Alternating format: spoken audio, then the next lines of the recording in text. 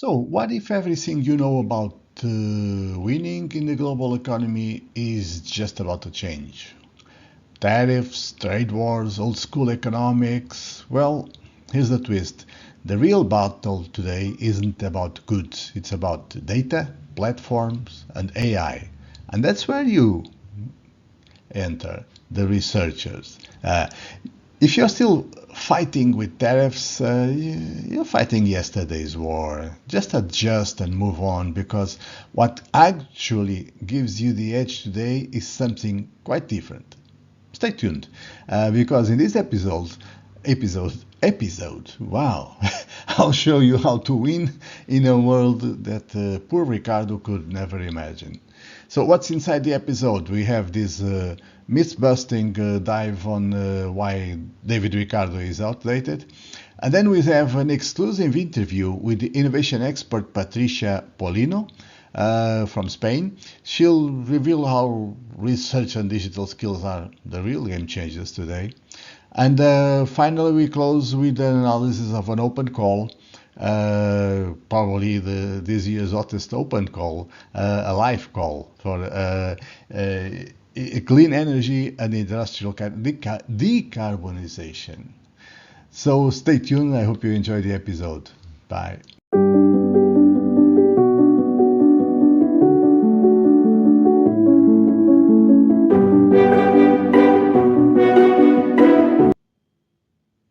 So, what if everything you learn about international trade was outdated?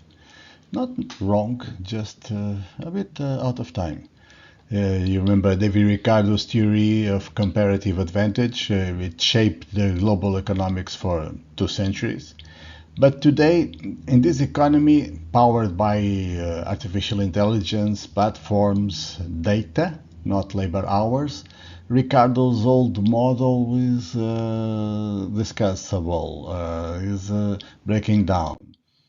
So let's be clear. Ricardo's theory made a lot of sense in a world where goods were made by people, shipped across borders, and then exchanged based on how many hours it took to make them. His big promise was every country wins by specializing. Okay, but that was then. What about today? Production is digital. Platforms, not nations, set the rules. Algorithms decide who wins, who loses, who even gets to play and be known. So the comparative advantage Ricardo described was actually about labor costs, all about labor costs. But in the digital economy, comparative advantage is about something else. It's about knowledge, innovation, data control. So Ricardo's theory has limited application here. And the tariffs that politicians are now dusting off and bringing back, hoping that taxing imports will protect jobs or restore some natural order. But here's the truth. Tariffs are tools of an old age, a bygone age. They can't fix the deeper shift happening now. And why is that? Because the biggest economic battles today are not over physical goods. That's, you could say, peanuts. They're over the platforms. Those battles are over the platforms, the data flows, and who owns the algorithms.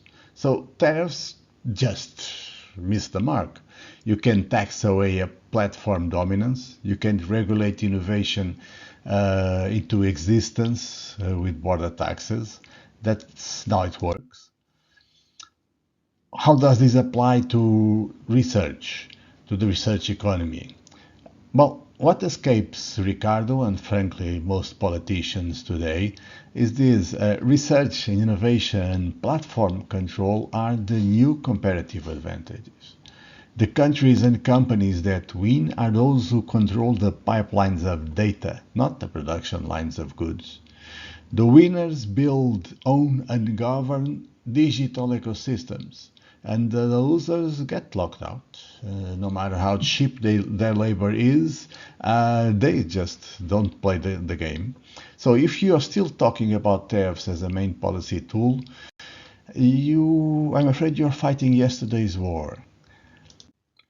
To win, you need investment in digital infrastructure, investment in education. You need a real innovation policy, not just trade policy. And you need the ability to shape or at least to access global platforms. So, because your real risk now is not foreign goods, is being left out of the networks that create, capture, and control value. So, how do you do that?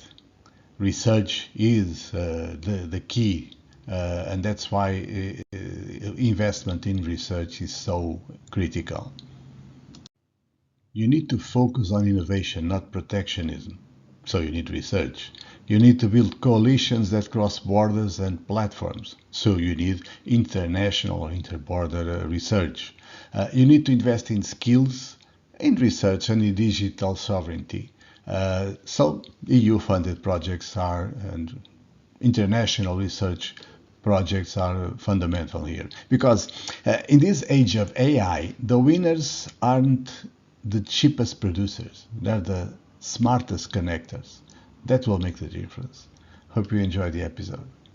Okay, so welcome everyone. Welcome back to InnovEU. Welcome, Patricia. Thank you so Today we much. have with us Patricia Polino, who is in Valladolid, right, in Spain. Thank you for joining us. How are you today? Good, really good. Thank you to contact me and invite me to the podcast. It's my first time doing this, so I'm a little bit nervous, but Don't be, don't really be. good and appreciate that. Today we are both in luck because we both have power. 2 weeks ago we were completely out of power. How was that for you? How did you survive? Not the lack of power, but the lack of internet. How did you survive that? Oh, I have to say, I was working at the office at that time, and everything just turned off, and I thought, okay, maybe it's like something about the office or whatever. And then I start getting like messages from my friend or family, like, do you have like the blackout or something? And then we start like, from the radio told us it was like something about Portugal, Spain, south of France. And we were like, okay. Thanks God, Valladolid is not like a bigger city, so we just get back like pretty earlier, I would say at 6 p.m. Oh, really? We have already get everything, but for example, Madrid were like until night or Yeah, me the too. next day, so Me not as too. bad as it looks like. And did you always had internet or did you No, no, also? no, not communicate. I can't even call my parents or my family or something, but well, everyone was okay, so nothing to get worried about it. But yeah, nothing, no line, no internet, nothing. It was a different day, a different experience. So, Patricia, you work for Gabinete de Recolocación Industrial, Yeah, GRI. Will you exactly. tell us what is this?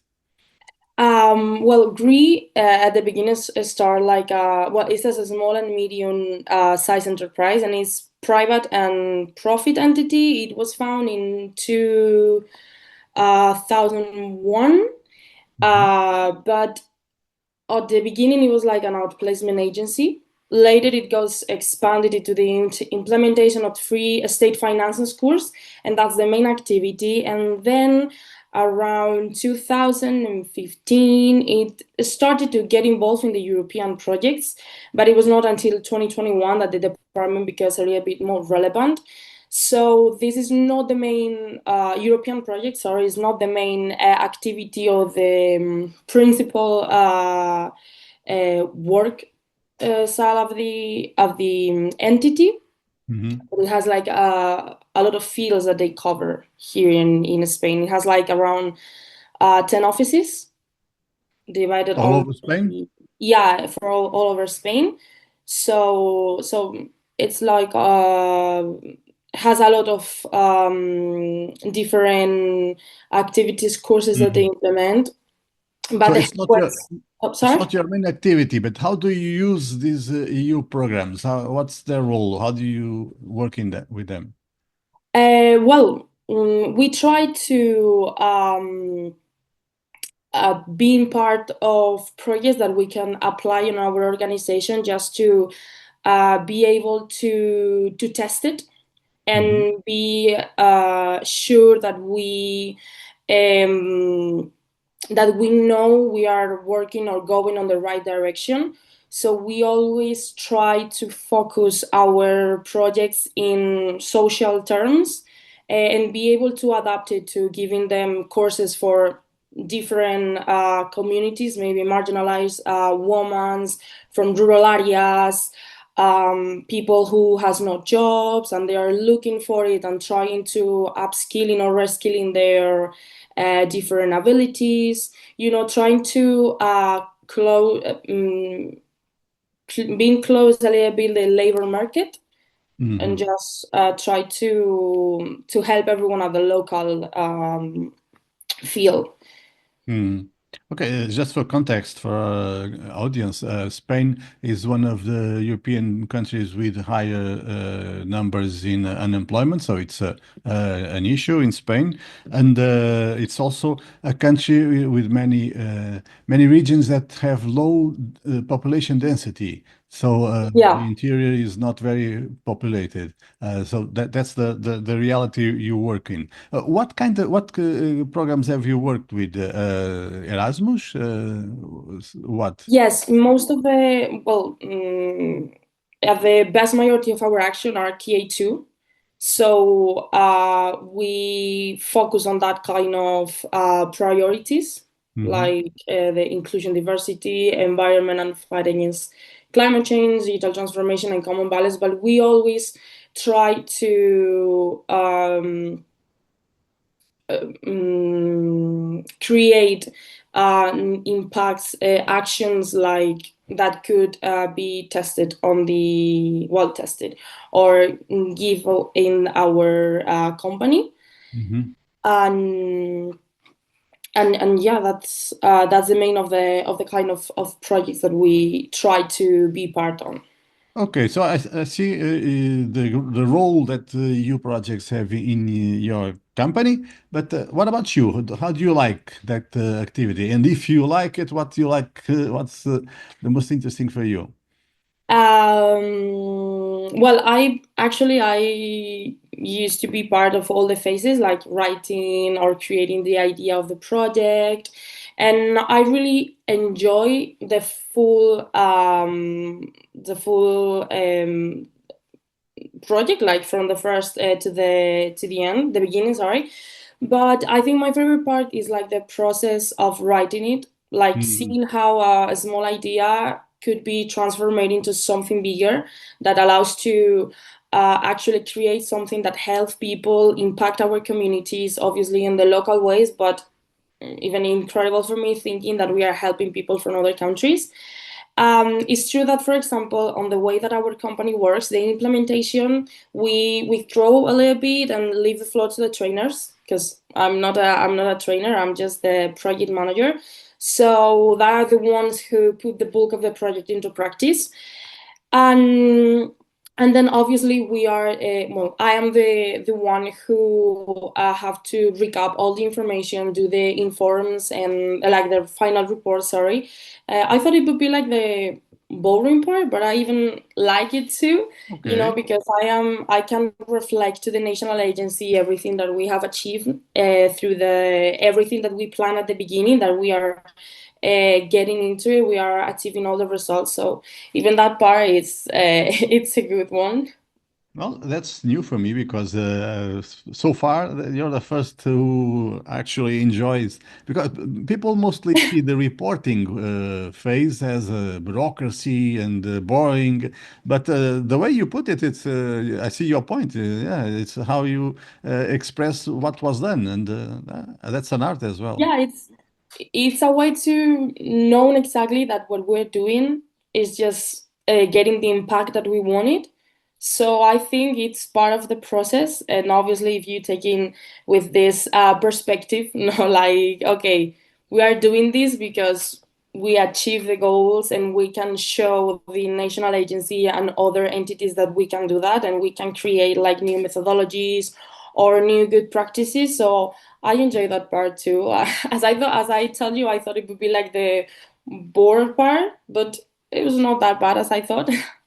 Okay, thank you for that view. I think it's interesting and inspiring for all of us who have to write reports one day. Just watch this episode and learn about this because I see your point. I think it's an interesting point of view. Yeah, good way.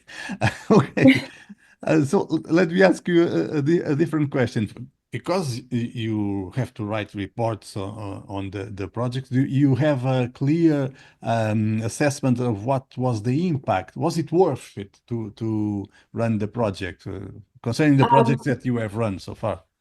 Yeah, the impact. Well, as time goes by, you are more able to see them more clearly. Obviously, at the beginning, like we focus on the achievement of the objectives, making sure that everything goes according to plan. But when you realize, especially in the obviously in the implementation, that for example, in our case, the courses, do help the participants, like wherever an educational center that use the new techniques and see they are useful, they are really useful, or trainings that apply the new practices, new methodologies that we or our um, members of the consortium create, or even if we are able to facilitate like other organizations to be connected with Europe. For example, obviously we were a start as a newcomers, and obviously now we have a department who focus on this project. So the impact that you can see in this kind of projects, it come even before starting the project. So it's not like the impact is not just the what the project has met the objectives of the call. The real impact is the change that it could generate in long term. Networks that you create with other partners, other countries, the way that, for example, I don't know, trainers or teachers could improve the the courses, classes, or something like that. And often this change you can see day by day in a small adjustments or changes of the participants in the practices, or and although you cannot always measure it 100%, but you feel that day by day you are contributing to a tangible improvement or some in some point, either way, participants or our or the own organizations that been part of the project. So we can see the impact in a lot of little things, and just that's great. Like seeing, even if it's slowly, but you are seeing how everything is working on. Mm. So One thing I've been learning with this question, asking this question, is more and more people mentioned or answer in a way that makes us believe that we underestimate the impact we write because we focus on the impact it has on the target groups, and that was the initial idea of the yeah, project. But in the end, it will have also impact on other stakeholders and on the partners themselves, and that also is important for the future. But I believe we underestimate these secondary impacts when we write yeah, both the proposals and then the reports. Maybe yeah. we should address that. Yeah. We always try to clarify in the application, like the first time that we submit it, that we always have like a first target group, but we always and most of the times we have a second target group that are gonna be um, they're gonna impact them too. For example, even if our project is destined to, for example, a marginalized community, and try to help them to reduce the digital gap. For example, is one of the projects that we are coordinating now. Obviously, we know that the first target group are that people from that marginalized community, but obviously, all the organizations participant they keep that kind of materials and they can adapt in for other communities, other groups, and we can use it even more years after the project ended. So obviously, we try to make clear for the European Union national agency that we try to create resources and methodologies that we could still use in after the end of the project. Trying In a to way, I think in a way a sustainable way to continue with it. in a way, we let the Commission know that indirectly when we write new proposals and we say we are going to include what we have developed in previous projects. So in a way, we are indirectly showing that we as partners are growing as well. But we don't include that in the evaluation of the previous projects. And actually, many of those projects, the way I see it, potentiate our capacities for the future. They make us, they give us new skills, new capabilities that we use in the future. So it becomes a positive for future. Speaking of future, speaking For of sure. which, what would you like to do in the future? What kind of projects are you open to consider in the future? Well, I have to say that I would love to be able to learn something from all the calls. I just have so short professional experience in the field of European projects. Uh, just because I didn't know that this kind of funded programs would be so close to the private entities, for example. But I would love to know about everything. For example, right now we have submitted as a partners some Alliance for Innovation, and I'm quite Mhm. excited about it. Hopefully, we will get approved, and obviously, I will learn a lot about that and other fundings. Horizon, Life, whatever. Even the another key actions. It Mhm. doesn't matter if it's one, three, or this kind in the European Plus program. I just want to know a lot of everything, not everything, but more about all the different programs that the European Union funds. There are so many opportunities out Sure. there, and the point I think for me that I'm starting like knowing this European project world is able to learn a little bit about everything. Okay, so we'll have your contacts in the episode notes so that people can get in touch with you. Uh, Patricia from Valladolid. Yeah. And do you have a final message to close this interview? Like advice or something. Whatever.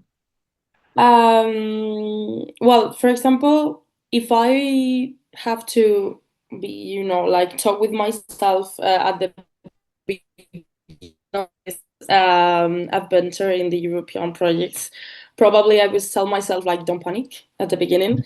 I remember my first steps and I was very overwhelmed with a lot of things. There are a lot of acronyms, many platforms, a lot of documents, but everyone learn about it. It's normal to feel lost at the beginning, and obviously the best advice that I could give is like look for partners that and found like a good communication. That's the key. Like being able to talk with all of the consortium, be able to get the solution for any kind of problems that it would get. And above that, uh, always think of the real impact that we just been talking, like not about fulfilling the project. Do something for your community, not just the final report, as you said. So that would be like an advice for the newcomers. Okay, thank you very much. I love that glimpse you gave us of all the platforms and complicated, but they Yeah, actually are very important, those platforms. it could be easier sometimes. It could be simpler, but imagine you don't have any platforms. Imagine you have to email, not email, physical mail Yeah. proposals and all documents. So they are quite important. Okay, thank you very much, Patricia, for this interview. I hope we meet soon again. And for everyone in the audience, Patricia is in Valladolid, and her contacts are in our episode notes. So, bye bye. Thank you. Thank you so much. So, you want to make your mark in clean energy and industrial decarbonization and secure EU funding for your innovation? The LIFE 2025 SEAT Industry Call might be your best shot this year. Here's how you can turn this opportunity into a winning proposal. The LIFE 2025 SET Industry Call, under the Clean Energy Transition subprogram, funds projects that help decarbonize industry across Europe. The goal: develop, demonstrate, and upscale solutions for energy efficiency and deep decarbonization in energy-intensive sectors. Think innovative processes, digitalization, renewable integration, or new business models that can be rolled out at scale.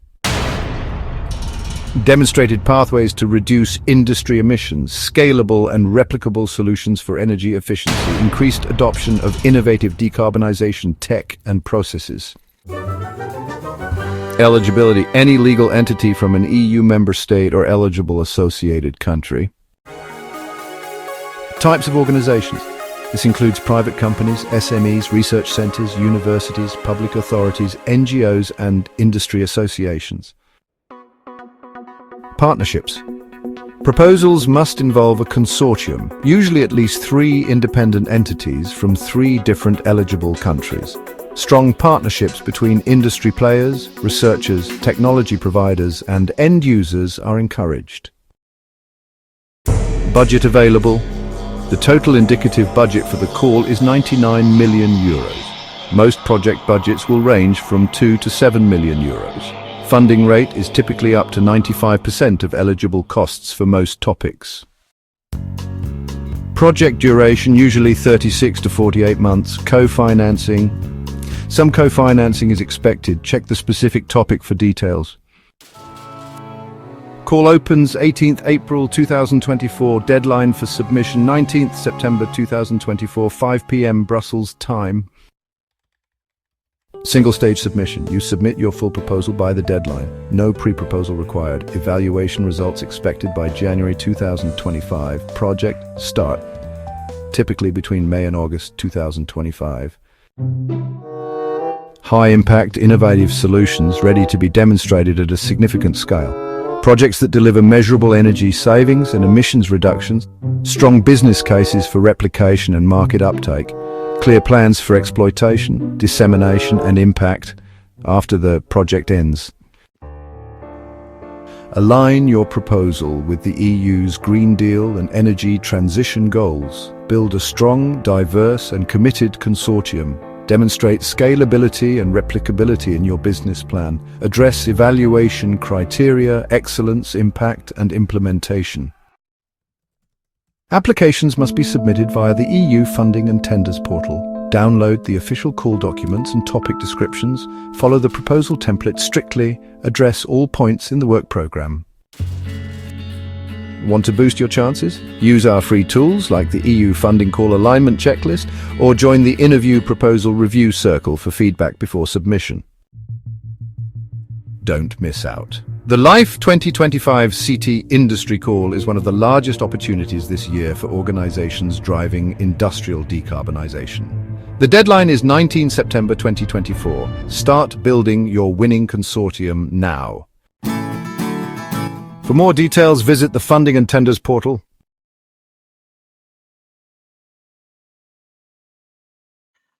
InnovEU, the EU Project Chronicles, is a weekly video podcast. Please subscribe to Polixoc's newsletter to receive every podcast episode. And if you like receiving it, please press like in whatever platform you are watching or listening. Also, please share InnovEU and Polixoc with anyone you feel will enjoy it.